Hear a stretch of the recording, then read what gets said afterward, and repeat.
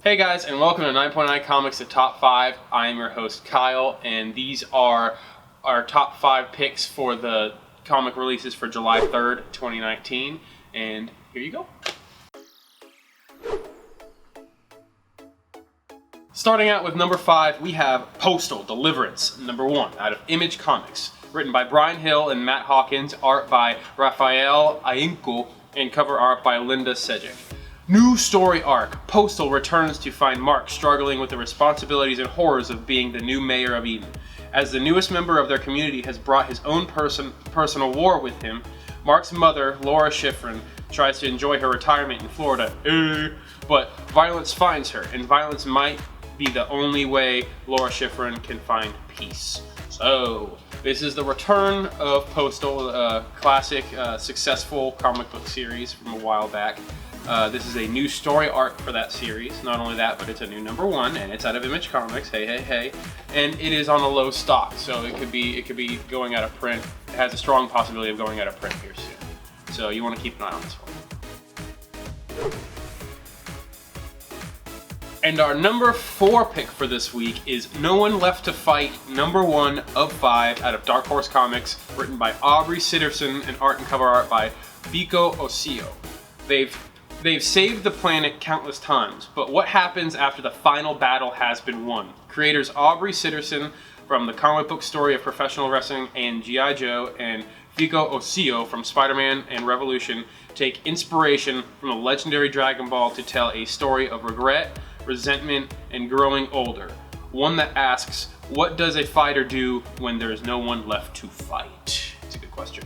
But this is our number 4 pick for this week because, it's got a lot of internet buzz, so it's not exactly a number 2 pick. It's just we heard a lot of people talking about it, so we're going to tell you about it. Also, it's a short run and it's easy to collect, so if you won't have a lot of money invested in it if you collect the whole series. We would call that collecting like a good investment, because the return is going to be a lot better if it does blow up, because it's such a short run. Coming in at number 3 this week, we have Sea of Stars, number 1, out of Image Comics, written by Jason Aaron and Dennis Hallum, and art and cover art by Stephen Green. Lost in the Wilds of Heaven, Part 1. Being a space trucker sounds like a cool job, but in reality, it can be as boring as hell. So when recently widowed Gil gets a long-haul gig across the universe, he figures it's safe enough to bring his young son, Caden, along for the ride that is until their big rig gets bitten in half by a gigantic space leviathan, now separated from his son with a breached suit that's venting oxygen and an alarming rate. Gil must defy the odds and stay alive long enough to rescue Caden. But meanwhile, Caden seems to be getting all the help he needs from a talking space monkey riding a space dolphin. Or maybe it's the strange powers he's suddenly manifesting. From the writing duo of Jason Aaron from Southern Bastards and Thor, and Dennis Hallum from Cloak and Dagger and Vader Dark Visions, with dazzling art by Stephen Green from Hellboy and the BPRD, and cosmic colors by Rico Renzi from Spider-Gwen. Hell yeah. Comes a brand new science fiction series with all new scope and heart of the never-ending story, crossed with the imaginative weirdness of Miyazaki, an intense galaxy-spanning adventure that's suitable for fans of all ages. See you. That's a lot. That's a mouthful. Reasons for this one: A, it's a diamond gem. B, it's a new number 1, and not only that, but with what I told you, that's an interesting story right there. If you're not taken in by that story, then I don't know what to say.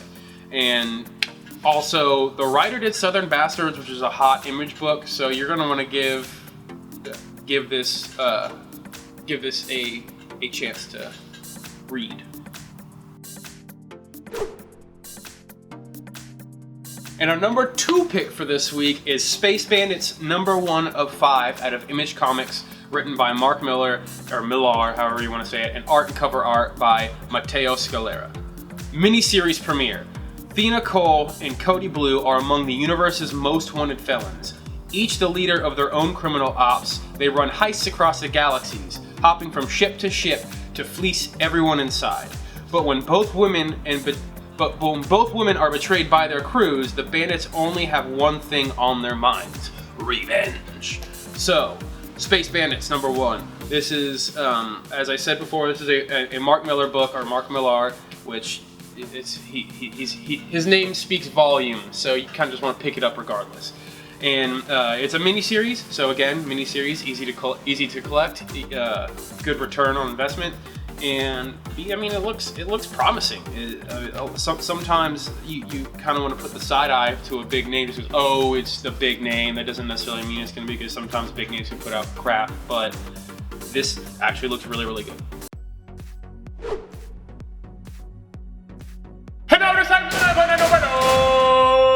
This week it is Aero #1 out of Marvel Comics, written by Zhu Li Fen and Greg Pak, and art by Pop Man and Kang, and cover art by Kang.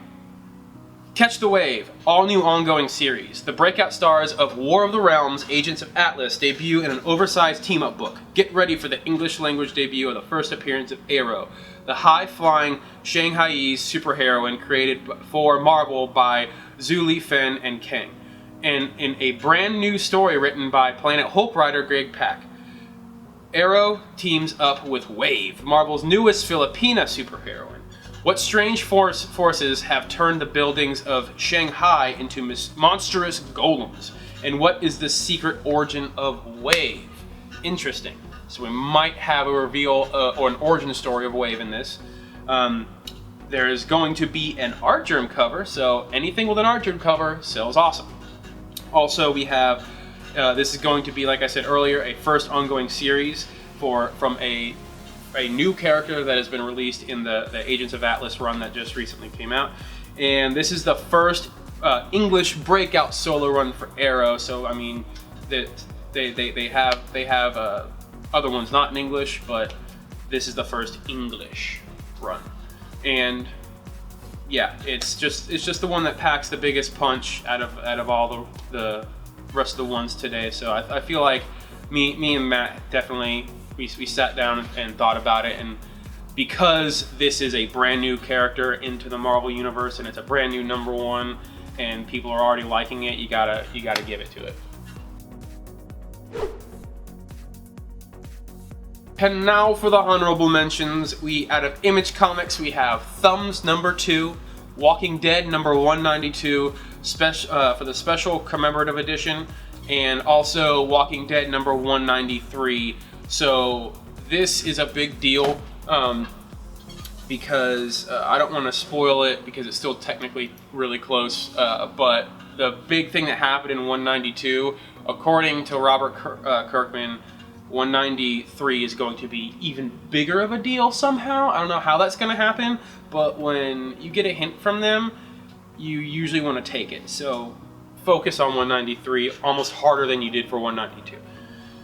DC Comics, we have Doom Patrol Weight of the Worlds #1, Deceased #3, Batgirl #36, specifically for that Joshua Middleton variant, Batman Teenage Mutant Ninja Turtles #3, Deathstroke #45 for the cardstock variant. That's right, we're getting cardstocks, guys. And Harley Quinn #63 for the cardstock variant. And then we have Lois Lane #1 and Superman Up in the Sky #1. And then moving on to Marvel Comics, we have Savage Avengers #3, specifically for the Carnage Eyes variant, Uncanny X-Men #21 for that Carnage Eyes variant, and Immortal Hulk #20 for the Carnage Eyes variant. And then we have Cosmic Ghost Rider Destroys Marvel History #5, Fantastic Four Prodigal Son, is it Prodigal? Prodigal Son #1, and Star Wars Target Vader #1. And then finishing it off with Scout Comics with the release of Star Bastard #4. Thank you for sticking with us this week, guys. And remember to like and subscribe and comment. And remember to click the little bell if you already haven't so you can get the new episodes to tell you when they're live. And yes, get collecting.